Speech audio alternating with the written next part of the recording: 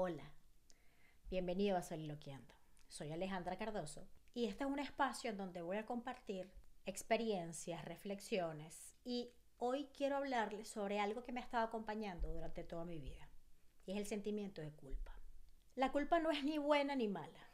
La culpa es simplemente una emoción o un sentimiento más bien que aparece cuando no me siento conforme con las decisiones que he tomado y estoy constantemente machacándome en la cabeza que pude haberlo hecho mejor, que pude haberlo hecho diferente. Voy a explorar qué es la culpa, por qué en momentos quizás no debería estar ahí.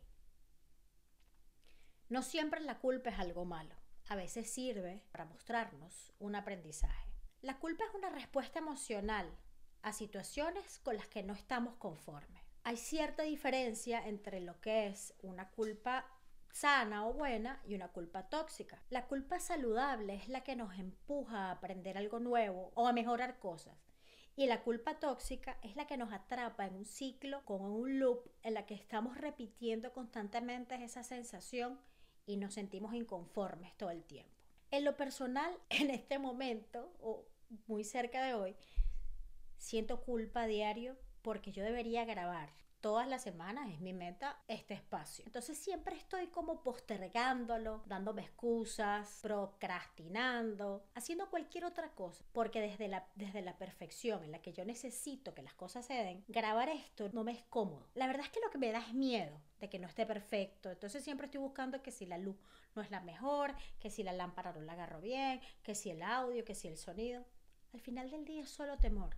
Es solo temor de no hacerlo bien, de fracasar, de que de pronto ustedes sean muy duros. Pero la verdad es que no hay en mi vida nadie más duro que yo misma. A veces pienso que la culpa no debería estar en algunas ocasiones. Les voy a poner un ejemplo. Hace un tiempo me tocó llevar a una tía al hospital porque estaba malita, se sentía muy mal. Era una persona con un cuadro médico bien complicado. Empezó a presentar dolor. La llevé al hospital, hicieron lo que tenían que hacer, le tomaron una vía, le pusieron una sonda. En algún momento, cuando ella recobró la conciencia, se quejó. Dijo algo como, me están haciendo exactamente todo lo que no quería que me hicieran. Al final la tía falleció y yo me machacaba y me sentía culpable porque pensaba que de pronto la pude haber dejado tranquila en la casa. Pero entonces pensaba también, o sea, de pronto la pude haber dejado tranquila en la casa, pero entonces venía el pensamiento, ajá, pero y el dolor, iba a estar sufriendo, iba a estar con ese dolor constante, no iba a poder sacárselo de encima. Pero sí estuve sintiéndome mal mucho tiempo. Y la verdad es que el dolor hubiera sido insoportable para ella, ni ella ni nadie de la familia hubiera podido tolerar la situación. Así que entendí que lo que hice fue lo mejor que pude, que no había otra cosa mejor que hacer que eso.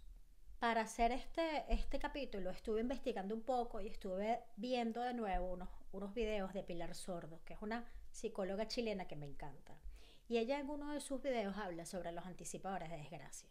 Pero si al final de ese video ella habla sobre la culpa con la que hemos crecido de forma cultural, que nos lleva siempre a sentir que si nos alegramos mucho, algo malo nos va a pasar. Que si comentamos las cosas que nos hacen felices, no lo podemos decir muy duro, como que nos tenemos que alegrar poquito porque pudiera ser que pase algo malo después. Es ese dicho con el que hemos crecido todos, que si lloras, que si te ríes el viernes, el domingo lloras. Y no es posible que estemos tan atados, tan presos a esa sensación de culpa. Ella lo llama fenómeno culposo, pero es absurdo que tú te sientas culpable de ser feliz. O déjame no reírme muy duro porque voy a llorar mucho. O déjame no reírme durante tanto tiempo porque voy a llorar mucho el domingo. Qué estupidez tan grande. Pero es así.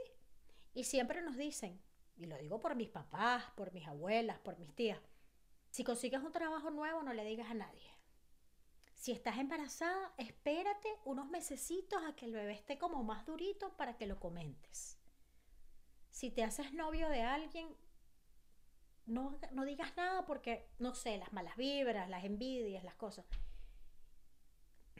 Y es completamente una estupidez. O sea, no puede ser que estemos presos de esa sensación ambigua de no me voy a sentir tan feliz porque luego me voy a sentir muy infeliz. Es como si fuera obligatorio que hubiera un balance entre la alegría que siento y la desgracia que me viene. No tiene ningún sentido, pero así nos han criado.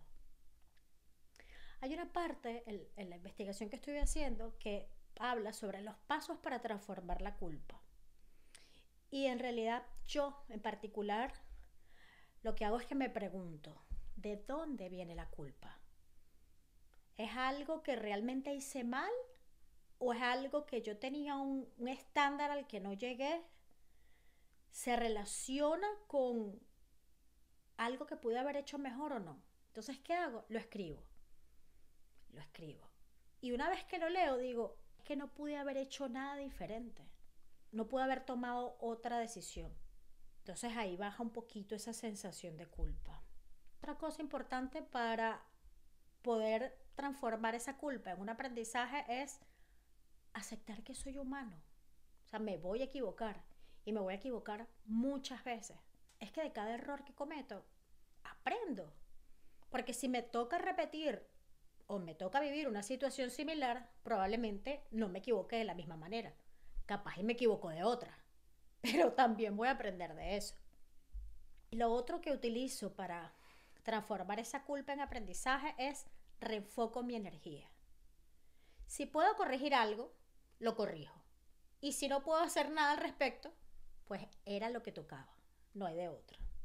Entonces, transformar esta culpa en aprendizaje no significa ignorarla o dejarla de lado. Significa aprender de ella. A lo largo de mi vida me han pasado o he vivido muchas situaciones en las que he tenido que convivir con la culpa durante mucho tiempo. Un ejemplo bien personal es cuando dejé a mi primera pareja. Esa fue una de las decisiones más complicadas que tomé. Me tomó años, llegar a la decisión, llegar a dejarlo. Porque me sentía culpable, porque era una persona que había sido abandonada por muchas personas en su vida y yo no quería ser uno más de los que lo abandonara. Entonces tenía esa sensación de que es que hasta yo lo voy a dejar. Yo también lo voy a dejar. Era la sensación. Y lo otro que tenía en la cabeza era que es que si lo dejo ahorita, me quitan a las niñas. Y no quiero que me las quiten. Quiero que se queden conmigo. Entonces fui postergando.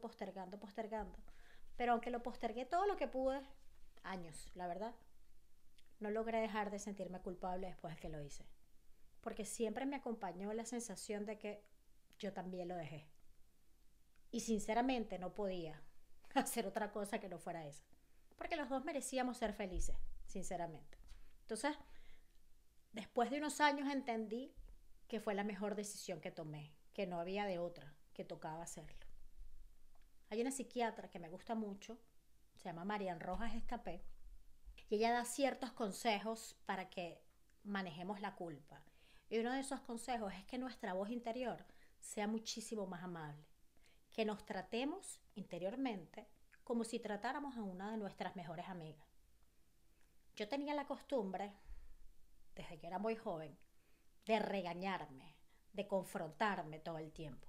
Yo tomé la decisión, como a los 16, de irme de mi casa a estudiar una carrera en otra ciudad. Y las 2 primeras semanas que yo viví en esa ciudad, lloraba todas las noches. Porque me sentía sola, porque me sentía rara, porque me daba miedo, porque no conocía la ruta, porque me perdía. A diario me perdí. La primera semana me perdí 4 veces en el autobús. O sea, tomé el transporte en mi casa, me llevó a un punto y ahí tenía que tomar otro transporte. Y tomé el equivocado y me fui al lado opuesto de la ciudad. Y con 16 años da mucho miedo. Entonces en las noches me acostaba a llorar.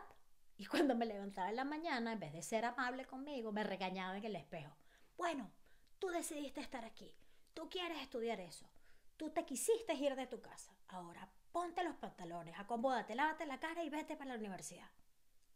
Pero después me di cuenta que no hacía falta ser tan severa conmigo misma, que podía tratarme con más amor.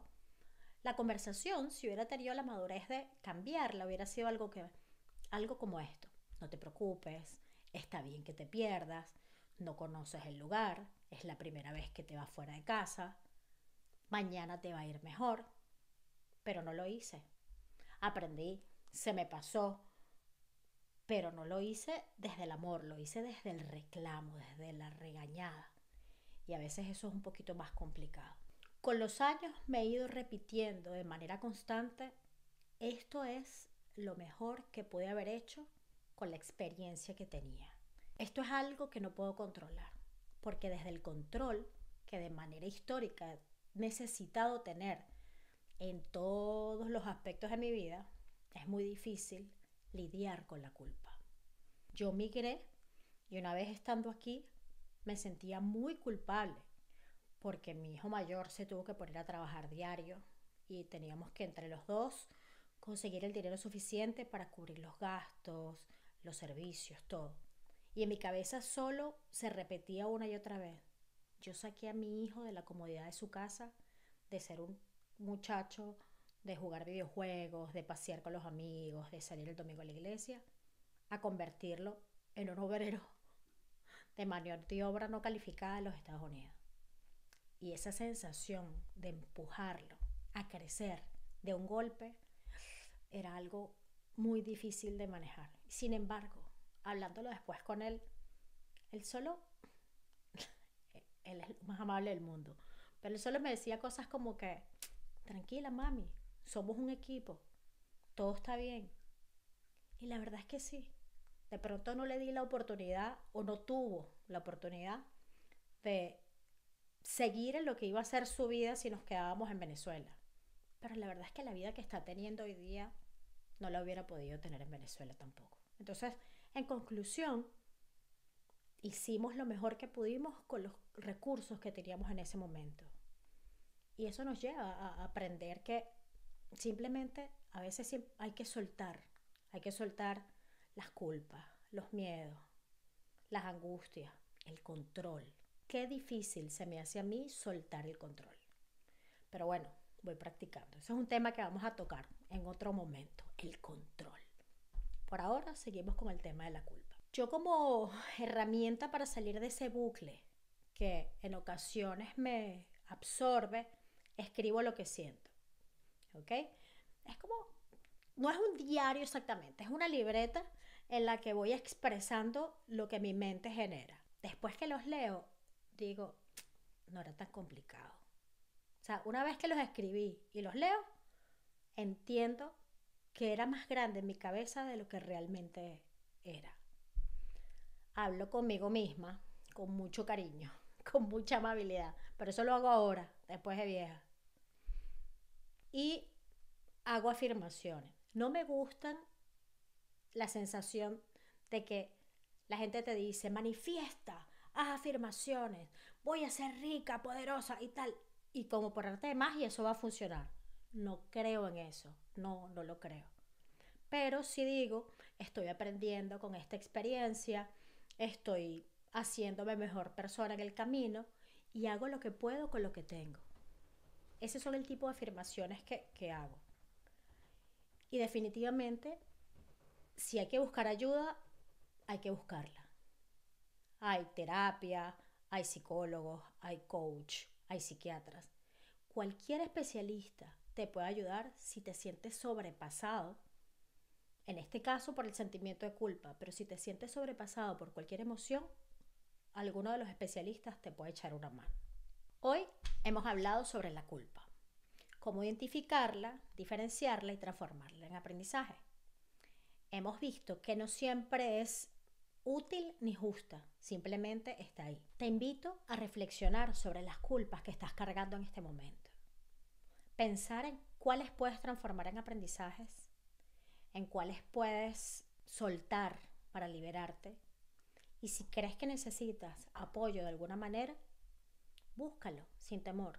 Gracias por acompañarme en este episodio de Soliloquiando. Nos vemos la semana que viene y recuerda, me gustaría que caminemos juntos.